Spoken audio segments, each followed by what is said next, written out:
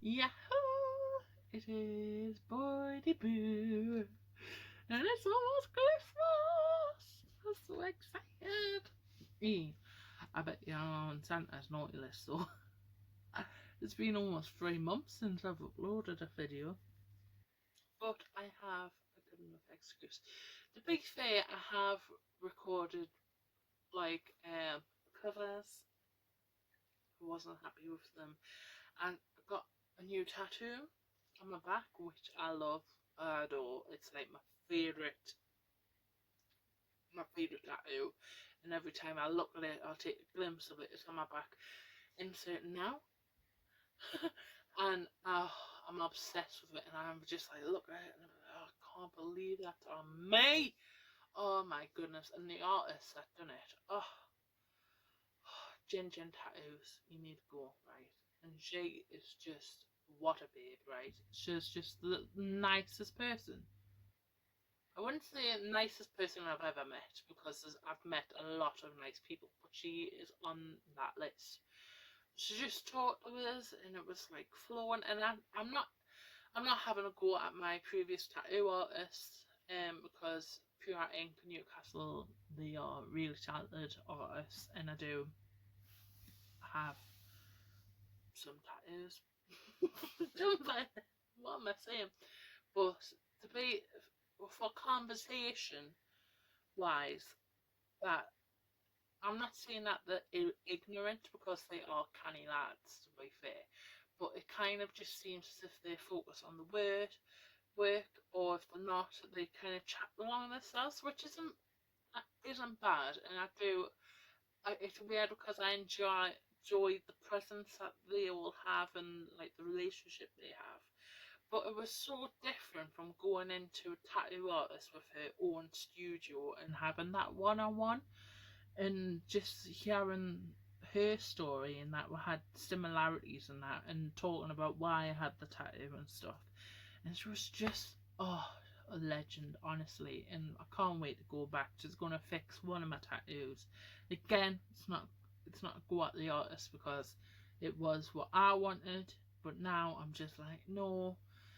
And it's the moon tattoo, and it's not a dig at the artist, because that's what I wanted, but it is for my mum, so I wanted it to be more elegant, more mature, and more special, because it's been, what, 2-3 years since I've got that one done, I think.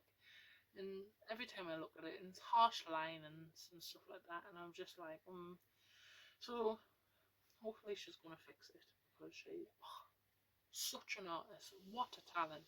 So yeah, go check her out. But anyways, and I was going to talk about why I got the tattoo, because I got it done because of like my relatives that have passed away. Sorry. And I was talking about like reminiscing on good memories I had with the relatives that passed away, but it ended up going on for an hour. And I was thinking it's too long of a video, and I know that most of my videos go on for half an hour at the most. Not saying this video is, not saying quit while you're ahead, but an hour. And if I edited stuff out, it just would have lost the sentiment. So sentiment, sentimental value. Um, so I didn't want it. So I decided, nah, just leave it, and just that tattoo is for me, and I know the meaning. And if anybody asks, I'll tell them. I mean, if you want a video about us discussing that, then I'm more than happy to do so. But yes, and so I've just been like, but yes, new job, and it's a lot more hours than my previous jobs, which I'm not complaining, because it goes by that jack, because I'm enjoying it so much and I love it. But yeah, so the reason I got in the queue was because I'm saying, oh yeah, I haven't even discussed it.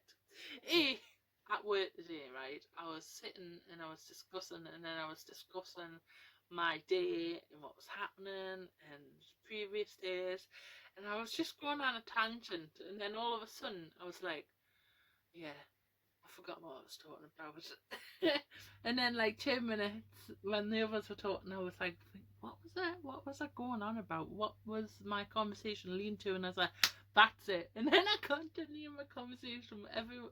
Well, not everyone, because not everyone was in it, because obviously you got social distance, but the people that were in the staff room were like having a good old giggle. And I was like, honestly, it gets to Friday and I'm exhausted. I am knackered. But yes, so I thought I would just discuss on filling you up and up to date on why I've been missing and my new job. I got a new job. That's my excuse. So yes, so I've been working in care for 10 years, and since, well, almost 10 years. But since I've left school, I've worked in care, and I wouldn't say that I disliked working in care, but it did take a big toll on my mental health, to a point where I was having breakdowns and anxiety attacks and a big meltdown. And it was because I'd had a lot of things going in my personal life, and through my working years, I'd lost a lot of people that I cared about and that I loved and that had a big part of my life. And especially like when my grandma passed away, that had the biggest effect on us, I think. And I didn't think, not that I didn't think, oh, when she passed away, it's not going to have a big effect on us, but I didn't think it would have such a big effect on us than with my uncle Kenneth and my nana, because obviously I cared for them a lot. For a good 3 years, I was like one of their carers, and they were gone, so it was like a huge effect. But I didn't realise how much I talked to my grandma and vented to my grandma and talked about my well-being and my mental state and work and stuff like that. And now that she's gone, of course I've got my mum, and she's hero, best friend, best mum in the world. But there's some things, and it's not that I can't trust my mum and I don't feel comfortable now. In fact, I think even though we were super close, I think it's like you've always got to see the positive in the situation. And since my grandma's passed away, it's been like 2, 3 years, I think. No, 2 years. I've come even more closer to my mum, because at the time where I was affected with my mental health the most, I guess I was talking to my grandma about it, and now I can talk to her about it, and because I had to rely on her to talk about it, so I didn't keep it in. So yeah, tangent's gone again. No, I'm just joking. So yes, so she had a big effect on my life, and it was just, I do love caring for people. I do love making people smile, making people laugh, and just trying to make people's day and just caring for people. But for almost 10 years, I'd cared for people and I put them first. And when they were down and all their feelings, if there was arguments at work, I was taking on everyone's emotions instead of just putting me first. And it was time that I'd be like, I need to start caring for myself, and I need to put me first and follow my dreams instead of doing what I've been told I'm best at, or being told what I should do, instead of listening to what I think I should do and what I think I'm best at. So yeah, so I got an apprenticeship at um in a care home, and I'm pretty sure I've discussed this anyways. Well, that I worked in a care home, but I've never really discussed how I got into it and why. But I was doing work experience in that care home, and I was doing experience in nursery school. And the reason I did 2 years in the nursery, every Friday, and then I did a year every Thursday in the care home. And you'd probably be wondering, I thought work experience was only like 1-2 weeks. But I was in a special class that was called ASDAN, and it was because I suffered really bad with my dyslexia. And the school that I went to catered like lessons and courses and like diploma work for people that had dyslexia or behaviour problems. And now that I think about it, I am pretty proud of how much I achieved at school, because when I was in junior school my dyslexia was so bad. It got to the point where there was a meeting about my education, where it would go after I'd left junior school, and they suggested that I would go to like, back then it was labelled special needs, and now it's like learning difficulties. But back then they said that I would be best going to one of them schools, but my head teacher and my mum, like, they fought and were like, no, Shannon is not going to a special needs school, she is going to a mainstream school. Because I think even back then, I think like the stigma on like dyslexia and learning difficulties and stuff like that, it had come far, but it's not as far as what it is now. Back then they just didn't really know how to really deal with it or teach kids in there. And I think they kind of struggled with the fact that I had dyslexia, and they just saw me as being slow and being stupid in a way. And fellow classmates thought that I was stupid as well, but I'm not stupid, I'm far from stupid. And even my head teacher was like, no, she's quite highly intelligent for her age. And she says that I can have a more intellectual conversation with Shannon that I can have with her classmates. And just because they're ahead of her with reading and writing, that it doesn't mean that she's not capable of being intelligent or to understand things the way that they do. And I guess maybe slow, I don't like being thought as slow or being thought as stupid or dumb. And that's one of my pet peeves. Honestly, I don't use the word hate, and you know I don't, but I hate when people call me stupid, or even if it's a joke. I can't stand it, and I'm like, oh, idiot. Just don't like it at all. You can call me anything you want now, because obviously I've toughened up because I had to, because school was brutal when it come to bullying.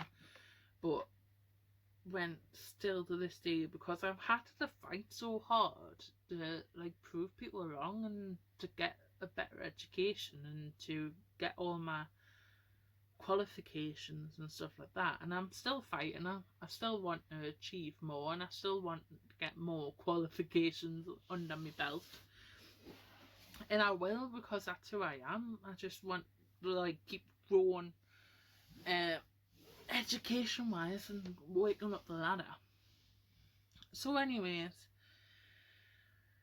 so I'd ended up being put in, well, I was given the option in high school, not high school, senior school, well, it's high school in America. I was given the option to either go mainstream, like options, when I went into year 10, or I could be put in ASDAN.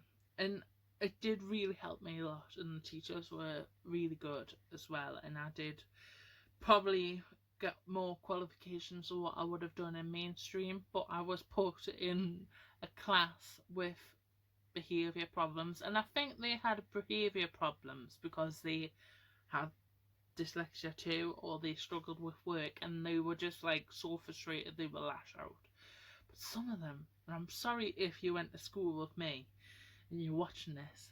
I don't think it's likely, but some of the boys in that class were absolutely horrid, and I've talked about it before on this channel, and I really don't know how I got through school, and I don't know how I managed to achieve what I achieved being in the class with them.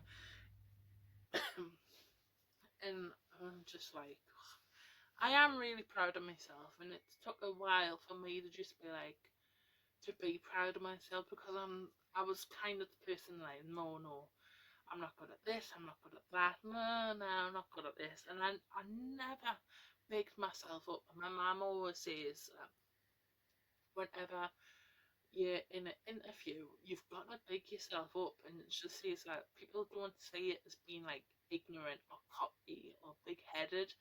They want you to be like, right, well, this is what I'm good at, and these are my achievements, and she says, and that's what we're looking for. And it took me so long to work on that, but now here I am sitting and saying I'm proud of myself. So yeah, so I was put in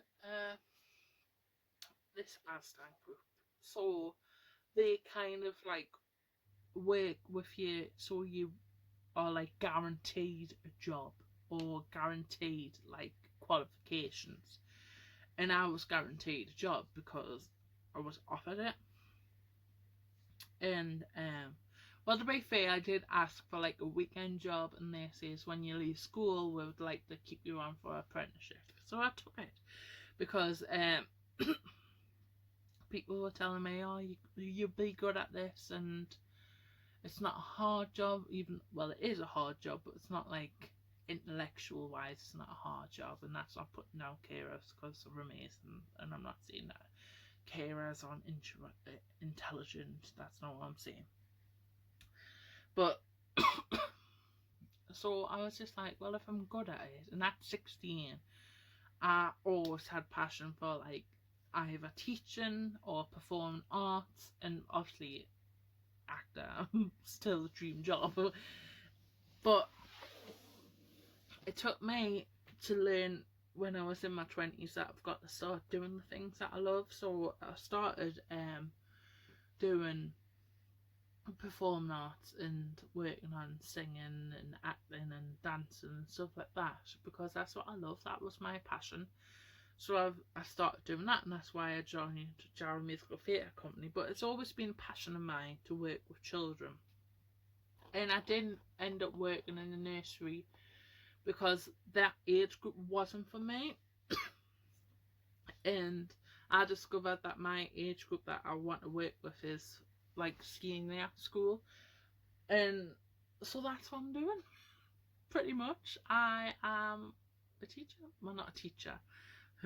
I'm a teaching assistant, agency teaching assistant, and the company specialises.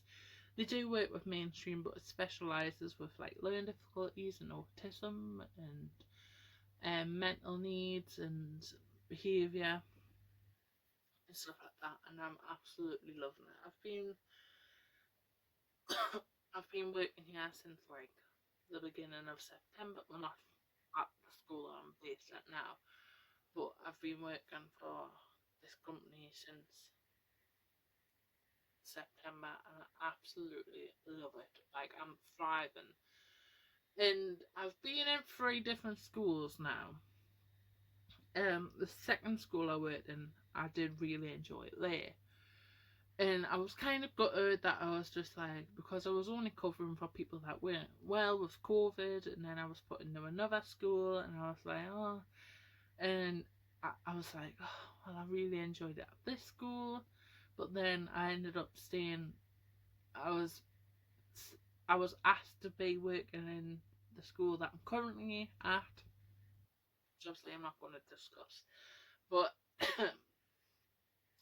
and then I was asked to be there for like a week, and then it was like 2 weeks, then it was a month, and now I've been here almost 3. I've been here almost 3 months, and I do really enjoy it. And obviously there's no saying that I'll end up staying there. There's no saying what school I'll be in next. And I think that's the hardest part of my job, because it's like you're in one school, then you do the cover, and then you move to the next school. But the thing I love about it is being in actual school and being with the students, and I'm learning things myself. But just meeting amazing teachers. Oh, I've met some amazing teachers and some amazing children, and I'm just enjoying it. And every day I'm just inspired. And the best thing about it is that there's no like worries or anything, because I'm a teaching assistant, and all I have to do is like show up and be like, right, what do you want us to do today? And then I just enjoy it. I just really enjoy it. And I think you enjoy your work if you enjoy it, and that's where your passion is. And for so long, I've been looking for something I'm passionate about and that I adore. And I thought at times with my previous jobs that I did adore it and enjoy it, and it was like the best job ever, and I loved it. And I did enjoy it, and I met some amazing people in my previous jobs that I still keep in touch with. But I didn't realise that it wasn't my passion, and I always wanted to work with children. That's why I do Girls Brigade. Well, obviously I've kept on Girls Brigade, but I've always been in Girls Brigade since I was like 8. But the reason I wanted to be a leader is because I want to work with children, and that's why I've done missionary work in Africa teaching. And I think it was just a long path to find out, like, this is what you're supposed to be doing. And I'm debating whether to do teaching, like qualifications, like going to college and university. I'm debating, because it is a lot more work. But I guess you've just got to go for it, haven't you? If it's a passion. And I think if I was to do teaching, I think it would probably be more on like the creative side, like the music or drama or something like that. Or like history or something, because I'm still not very good at English and maths. But yeah, like a topic teacher, that would be good. So yeah, but I don't know. Guess I'll have to see where life takes me. But at the moment, I'm doing what I love and just putting my dreams first and listening to my heart instead of other people's dreams and opinions. And bless me, mum, she's always been there to support whatever I do. And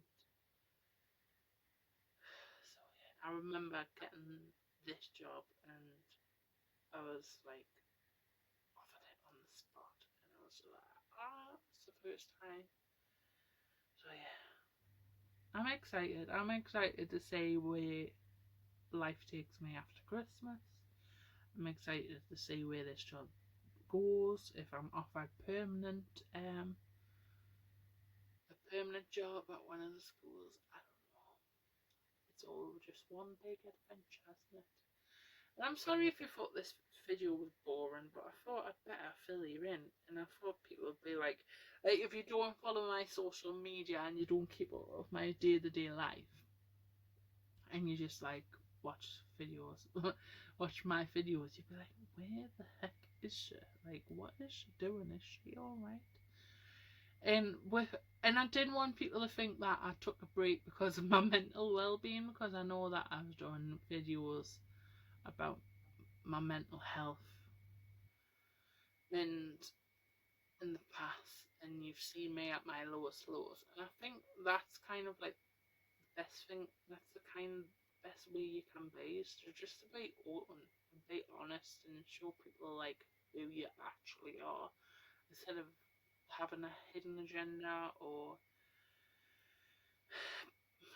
I guess some things I keep private, obviously, because I didn't want everyone to know all the ins and outs of me. But yeah, I guess I'm an open book, and like when it comes to mental health and bullying and stuff like that, I think it's best to just be honest and tell my truth, and it's more of like eye opener to others or like inspiration to others. So yeah, keep on inspiring. That's my new quote. Keep on inspiring. Whatever you do in life, make sure you inspire. Yeah. So yeah, that's where I've been. I wish I could say I've moved to like Hawaii or a tropical country. No, I'm happy where I am.